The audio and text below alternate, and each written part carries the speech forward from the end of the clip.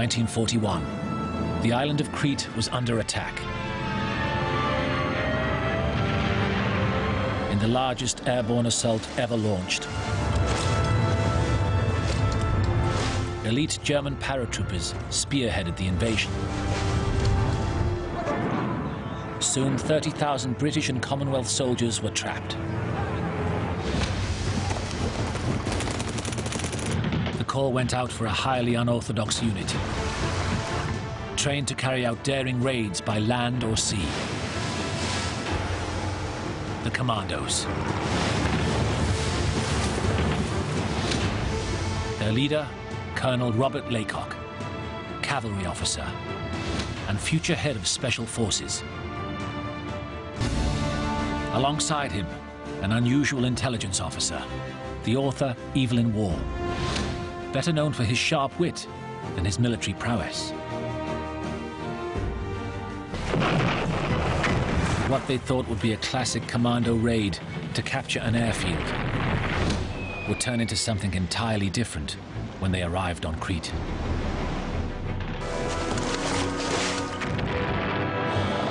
The Commandos now found themselves with no heavy weapons, fighting a desperate rearguard action against Hitler's crack mountain troops.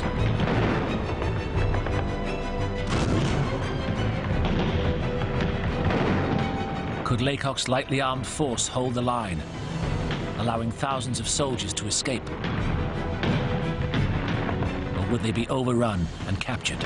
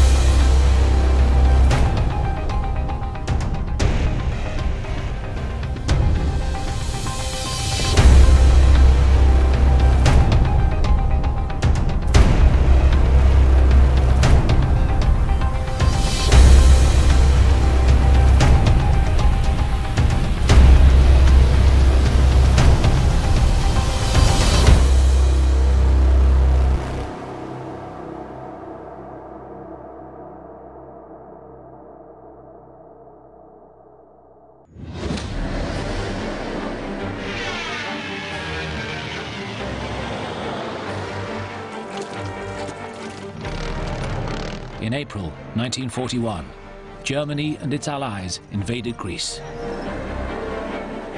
In a devastating campaign, they pushed rapidly through the mountainous terrain.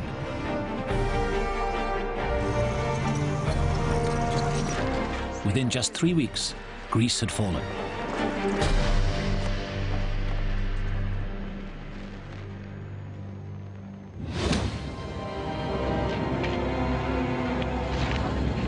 The 50,000 British and Commonwealth troops stationed there had no choice but to evacuate. They left at breakneck speed, leaving behind their heavy weapons, destroying anything they thought might be of use to the enemy.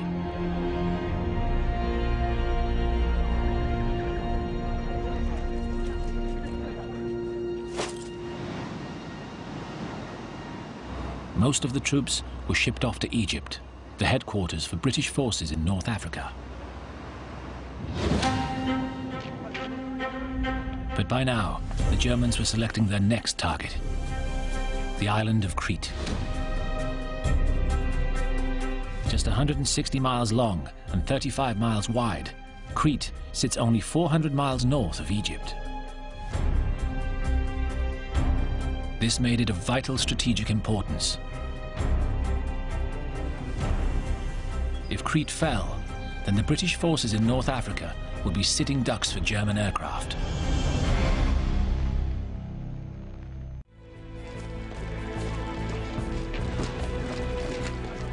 Until now, there had been just a small garrison defending Crete, along with a few RAF fighters. But Winston Churchill was determined the island would be held at all costs. But who could hold it?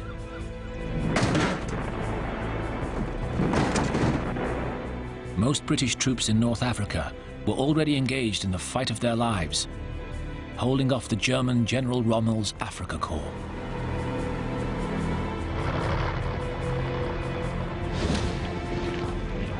The only forces available were the evacuees from Greece. Some 25,000 men, half of them Australians and New Zealanders, were diverted to defend Crete. It was a desperate move. Having abandoned most of their equipment, they were poorly armed.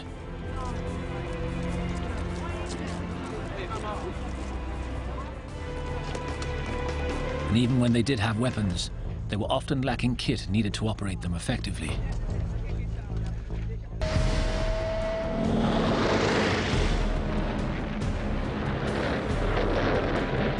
In early May, the Luftwaffe struck, softening up Crete's defenses with 2 weeks of intensive bombing.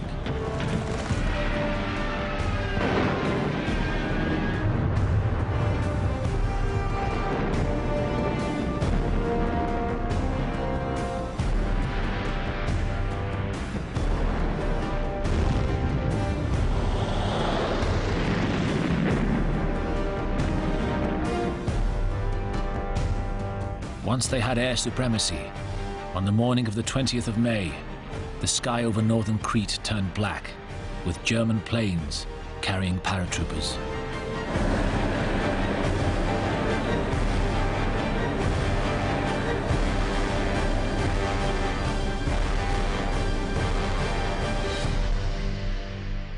General Freiberg, the officer commanding the defenders of Crete, appeared unruffled.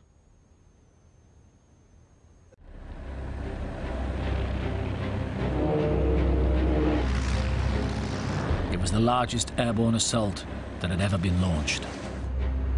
But Freiberg's men resisted heroically. Nearly 2,000 Germans were killed on the first day. But eventually, German firepower told.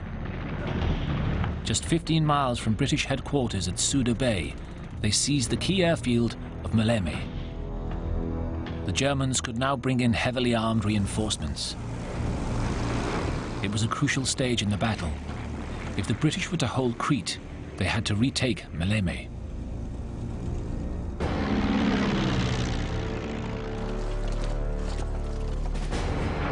But who could take on the Germans?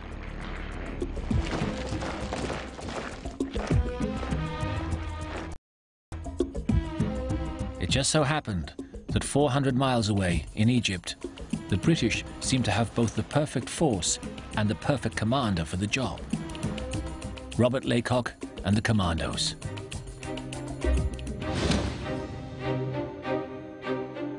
Robert Edward Laycock had it all. Handsome, dashing, well-connected. He'd been born into Britain's military aristocracy. As the eldest son of a brigadier general, he had followed the well-trodden path of the elite. From the playing fields of Eton College, through officer training at Sandhurst, to a commission in one of Britain's grandest regiments, the Royal Horse Guards.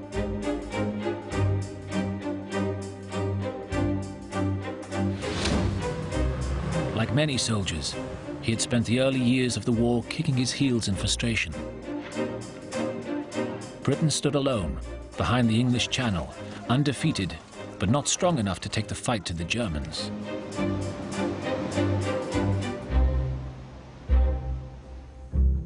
But then, Laycock received a call from a famous relative. The film star, David Niven. Niven had left Hollywood and returned to fight for his country. His wife was distantly related to Laycock. Niven had heard that Churchill was planning an unconventional force and wondered whether it might appeal to his friend.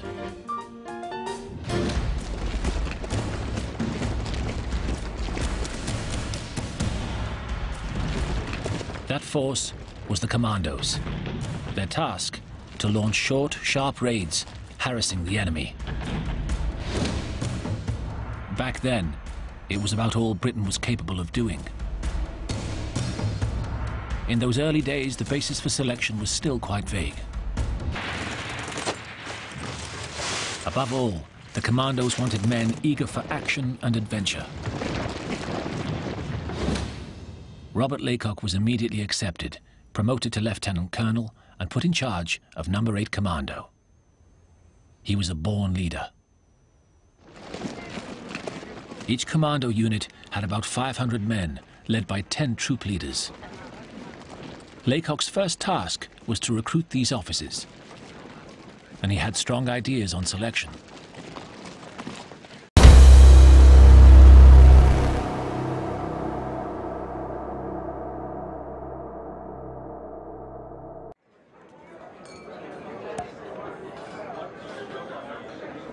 So he turned to his high-living society friends in Britain's grandest regiments, among them an old family friend, Winston's son, Randolph Churchill.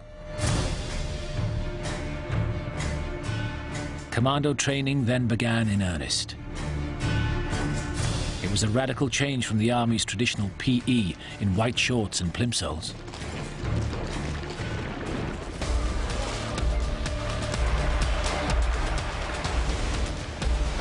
By the autumn of 1940, the Commandos were ordered to train for large-scale amphibious raids. The rugged west coast of Scotland became their practice ground for future operations in the Mediterranean. News of Laycock's supposedly secret commando unit soon reached another member of the smart London set. Evelyn Waugh was one of his generation's most successful authors. Already famous for a series of bitingly satirical novels.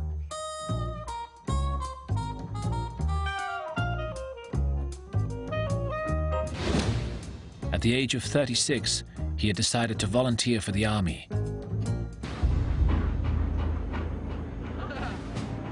Having negotiated a transfer to the Commandos, Waugh set off for Scotland. He found Laycock and his men both training and playing hard. The smart set drink a very great deal, play cards for high figures, dine nightly in Glasgow, and telephone to their trainers endlessly. Waugh was soon making himself at home. Setting out drunk for one of the night operations, I fell down and cut my lip. But no one thought the worse of me for this accident.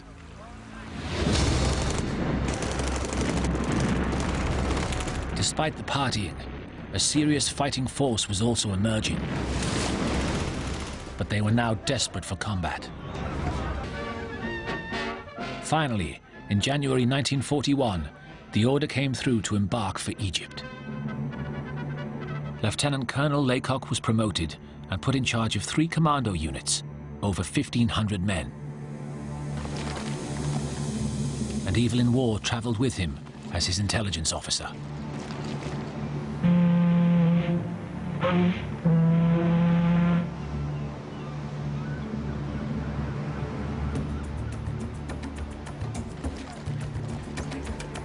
In North Africa, Laycock's commandos were renamed Layforce.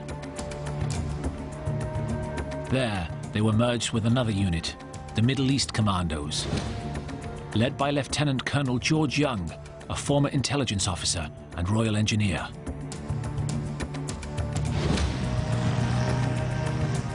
His commando unit had been formed at the same time as the British, but unlike them, had seen plenty of action in the course of a year, fighting the Italians in the Mediterranean and East Africa.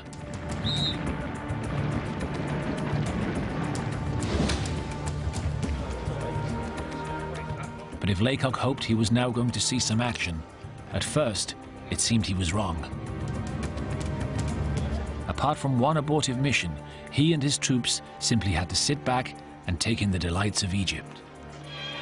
Here in the old bazaars of Cairo, there's 101 things symbolic of the East, and which to some of the folks at home will prove the most novel presents they've ever received.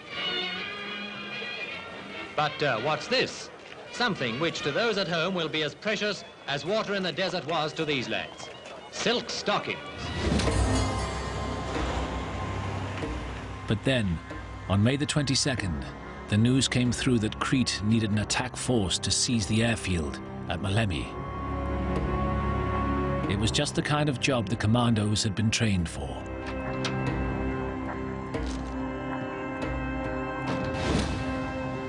Laycock's initial plan was simple. His men would sail to the British-held port of Suda Bay on the north coast of the island. From there, they would launch an attack on Malemi airfield, just 15 miles away. The next day, Laycock and around 800 of his men arrived in the port of Alexandria, expecting to catch a ship to take them on the 14-hour journey to Crete. But at the last minute, the troop carriers allotted to them were thought too vulnerable to air attack. So they had to hunt around for alternatives.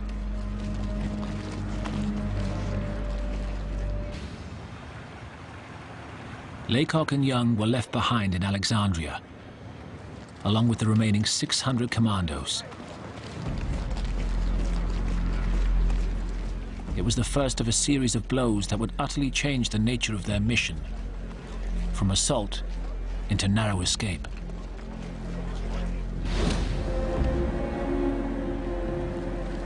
Finally, 18 hours later, suitable vessels were found.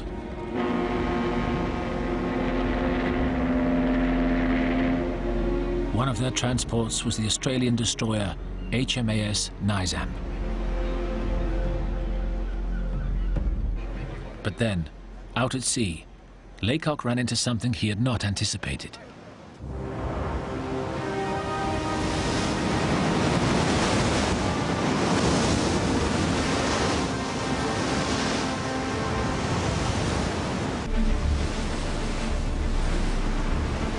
The next morning, the Commandos set out for Crete again, but they were now 2 days late, and events had taken place on the island that had changed everything.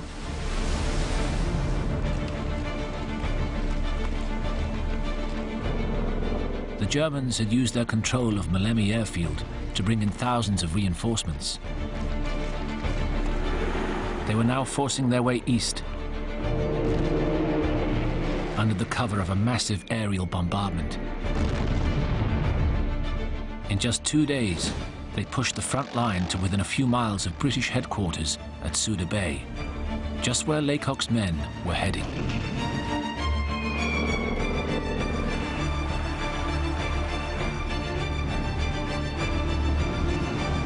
When Laycock's ships arrived that night, they encountered the first of a series of shocks.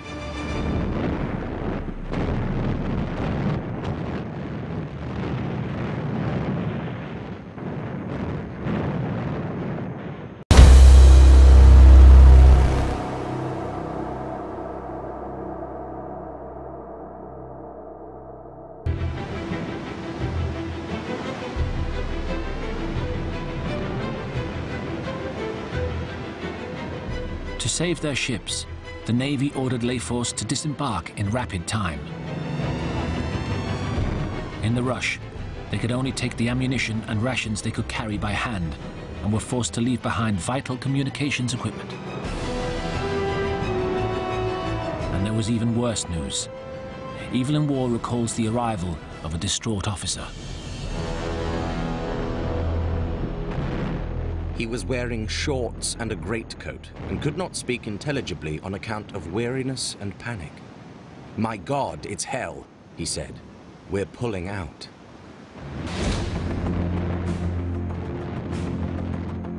Crete, the island they had come to rescue, was being abandoned. It seemed the Commandos' mission was over before it had even begun. General Freiberg soon confirmed the bad news. Weston was the Royal Marines officer whose men had been defending Suda Bay. They're retreating, sir. When Laycock and Waugh met him, he gave them more bad news. Not only was Crete being abandoned, but Layforce would be tasked with covering the retreat.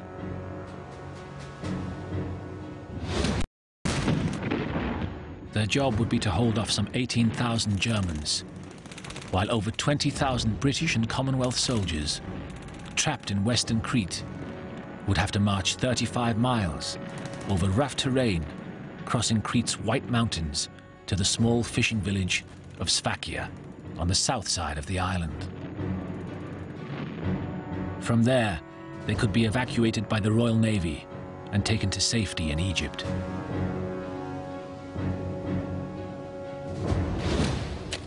But holding the Germans at bay was something for which Laycock and his men were utterly ill-equipped. Normally, to fight a successful rearguard action, you would need heavy weapons and air support. Layforce had only light machine guns and rifles.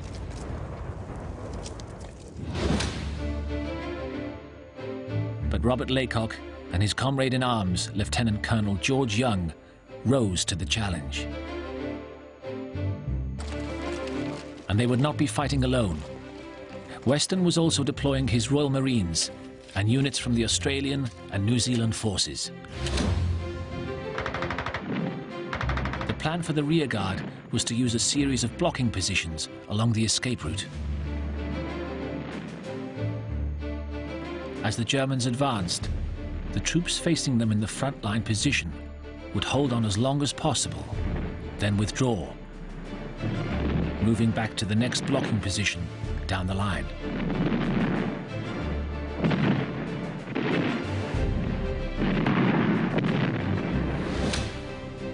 The first location for Laycock's main force was protecting the junction where the escape route turned south towards the mountains. By a stroke of luck, on this first day, the Germans hadn't realized what was going on. The thousands of troops retreating from Suda Bay were able to pass through the Commandos' holding position. At this stage, the withdrawal was going well. So Laycock pulled back most of his men, leaving about 50 to hold the line a little longer. These commandos were soon joined by men from the 28th Maori Battalion. It would soon become an heroic holding action. From first light, the German mountain troops began a ferocious attack, but could not dislodge the combined force of the Commandos and Maoris. The Germans were held at bay for several valuable hours. And when they finally advanced, they found the Maoris and Commandos had slipped away before they could be surrounded, moving back to the rearguard's next holding position. This was at Babili Hani, where Lieutenant Colonel George Young and his men from the Middle East Commandos were already in the thick of the action.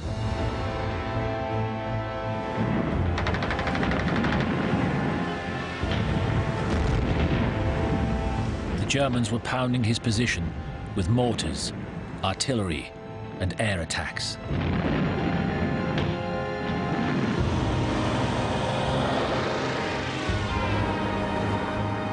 Evelyn Waugh had now experienced 2 days of constant bombardment by the Luftwaffe. He described it as being like German opera. Too long and too loud.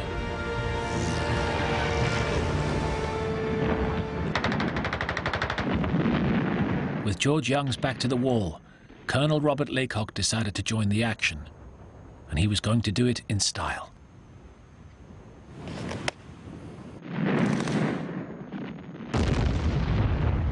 Madness or not, Laycock's bravado worked. The German advance was blocked for the whole day. Then, as they began to circle around his position, Laycock simply ordered his commandos to withdraw once again. This would be the toughest part of the withdrawal. The 7,000 feet high White Mountains now stood between them and the south coast. In the heat of late May, trekking up the steep mountain tracks with the Germans snapping at their heels was going to be a test, even for the Commandos.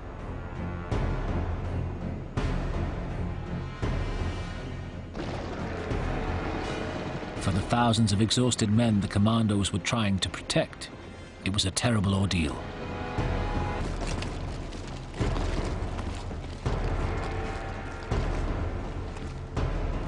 With the German mountain troops pressing hard on their tail, Laycock's men used every trick they could think of to slow their advance.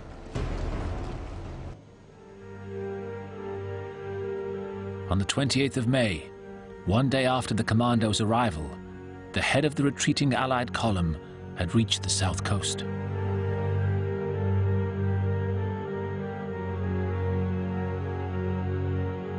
Many of these exhausted, hungry men took refuge in caves, waiting for the chance to escape from the small village of Sphakia.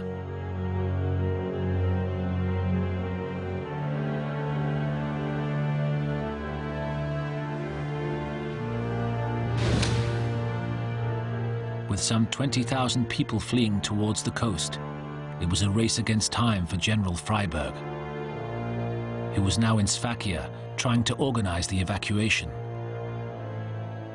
At best, he reckoned he had about 4 days before the island would fall.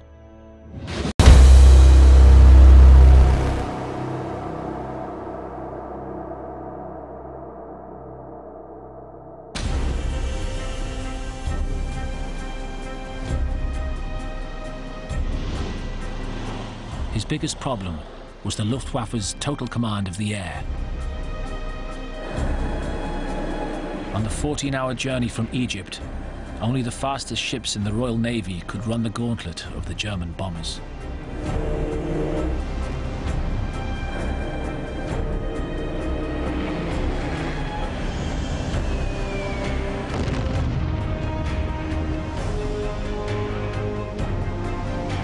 But these warships weren't troop carriers.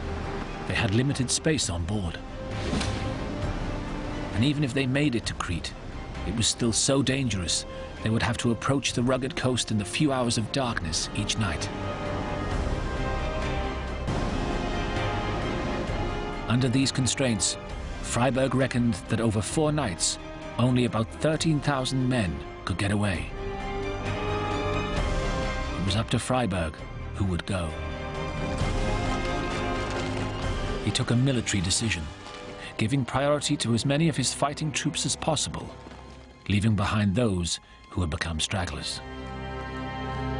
Stragglers were people who were coming in without their unit, without weapon, without equipment, and couldn't be married up with their unit.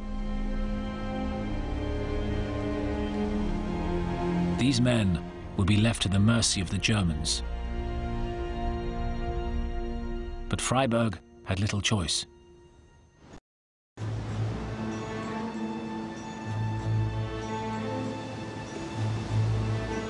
On the night of the 28th, the first rescue ships arrived. In that first convoy, just over 1,000 fighting troops and wounded had got away.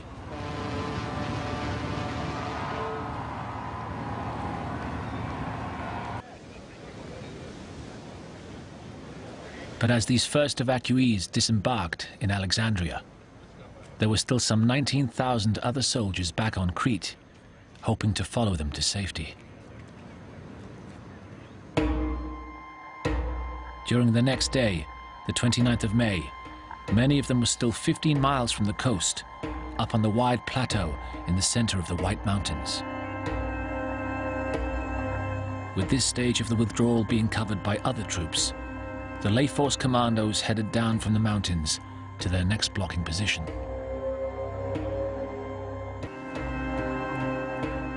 The exhausted commandos now prepared for a last-ditch defense of the approaches to Sphakia. They dug in on the coastal plateau, just 3 miles from the village.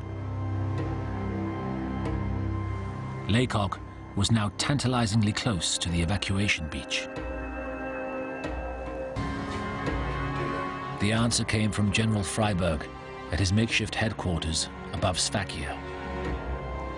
Layforce was on the list of fighting troops to be evacuated, but only at the very end, expected to be in 3 nights' time.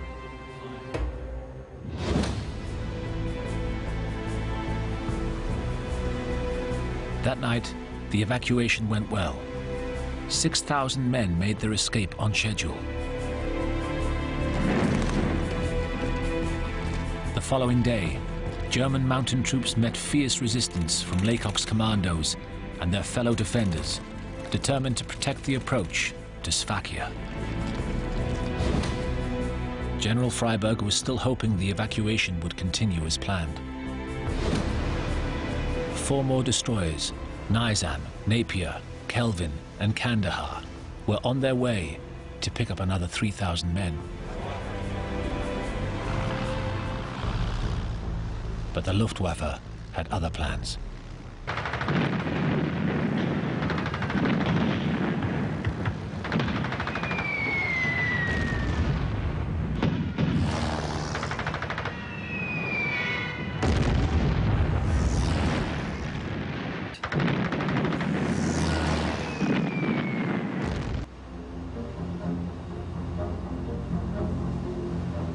They hadn't just lost 2 ships. They'd also lost valuable evacuation time.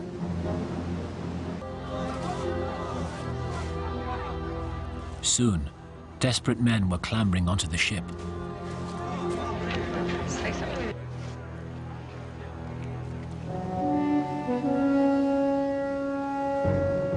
However, with only 2 ships, the Navy could only take off 1,500 men that night, half the number General Freyberg had planned.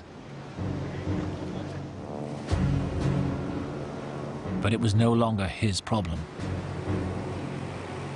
That same evening, he had taken the VIP escape route, laid on by Middle East Command.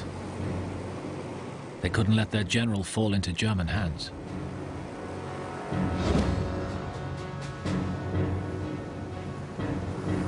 The next day, the Germans kept the noose tight around Sphakia.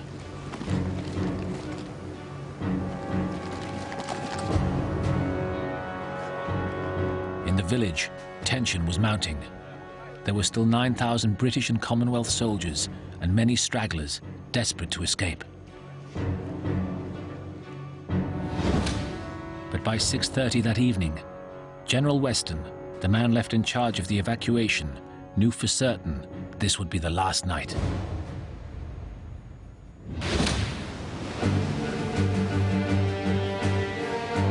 The rescue ships already on their way could only take about 4,000 men. Whatever happened, a huge number of troops would have to be left behind. All Weston could do was stick to the plan. Fighting troops would take priority.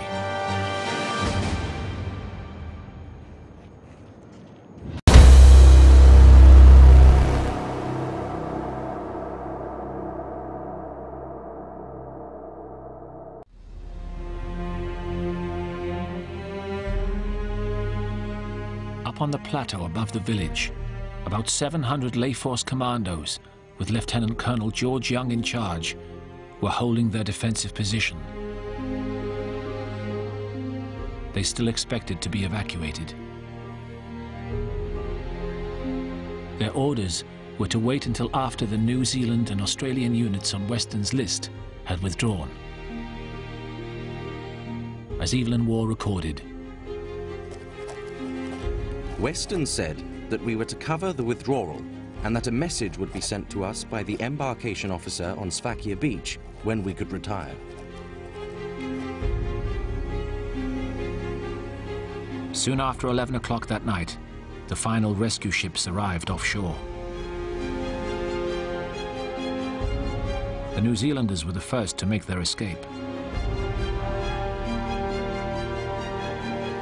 As the other units moved down towards the beach, the commandos above the village covered the withdrawal, waiting for their own turn to move. But around midnight, they were still waiting. Laycock and Waugh went to find out what was happening. What they discovered was chaos. On the way to the beach, fighting troops were having to push their way through a mass of stragglers. Even worse, the men who'd been in charge, General Weston and his staff had just made their escape on another VIP flying boat. With time running out and no one in command, Laycock issued his own orders, sending an urgent message back to his commandos above the village, telling them it was time to go.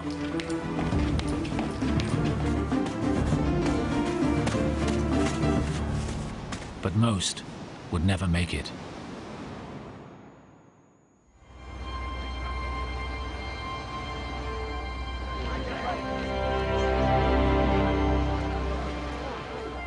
When the rescue ships finally reached Alexandria, the legacy of that last chaotic night became clear.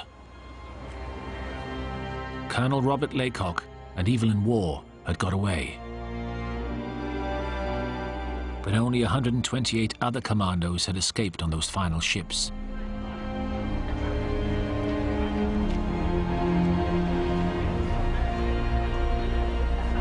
Over 500 had not made it, including Lieutenant Colonel George Young.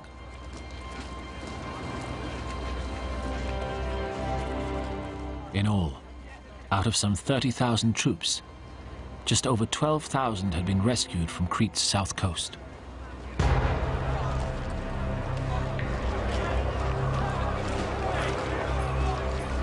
For those left on the island, a long, painful journey into captivity now lay ahead. Among them, over 3/4 of the commandos Laycock had brought to Crete just 1 week earlier.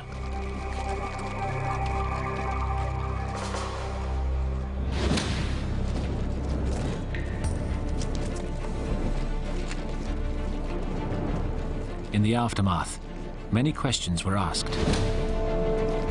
Could the British forces have done better? Had the commandos failed? Had Laycock abandoned his men?